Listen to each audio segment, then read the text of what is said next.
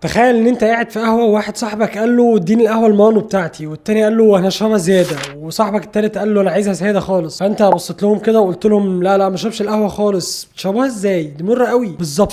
ليه مش كل الناس بتحب تشرب القهوه؟ مش كلنا بني ادمين زي بعض. القهوه رغم ان هي مشروب منتشر حوالين العالم، الا انك هتلاقي ناس بتحبها جدا وبتستمتعوا بيها، ناس تانية ولا بيحبوها ولا بيحبوا سيرتها. بس ما تقولش ناس بس. طيب ايه اللي بيحصل بالظبط؟ هل الموضوع ده ذوق شخصي ولا في حاجه اعمق من كده بكتير؟ اللي يمكن انا او انت مش واخدين بالنا منه ان حبك او كرهك للقهوه ده مرتبط اكتر بالجينات بتاعتك. في جين مسؤول في لسانك عن استقبال الطعم المر. كل ما كان الشخص عنده حساسيه اكتر واستقبال اكتر للطعم المر ده، بيحس ان القهوه حاجه غريبه عليه. وكل ما كان الشخص حسيته اقل لاستقبال الطعم المر، بيلاقي الموضوع عادي جدا، ده ممكن يستمتع بيها كمان. وده اللي بيحصل مع القهوه. يا سلام بقى، هو كده الجينات بس؟ لكن مش بس الجين هو المسؤول عن قبولك او رفضك للقهوه، في عنصر تاني مهم: تعود. في دراسة عملوها في جامعة نورس اكتشفوا ان الناس اللي بتشرب قهوة كتير عندهم استجابة دماغية مختلفة للكافيين. المخ عندهم بيتعامل مع الكافيين كأنه مكافأة، فأول ما بيشرب القهوة الدوبامين عنده بيعلى، المخ بيحس انه مبسوط، اديني من ده اكتر، هات منه تاني. لكن الناس اللي مش متعودين عليها الكافيين عندهم بيعمل نتيجة عكسية، فبيحس ان هو عقاب. المرار ده يعني لو بتكره القهوة او مش بتحبها، ده لانك مش شخص غريب، ده يمكن عشان الجينات مش في صفك. ولو صاحبك بيضحك كده ويقول لك اطلب لي كوباية قهوة سادة، ده مش عشان هو جامد ولا حاجة، ده لان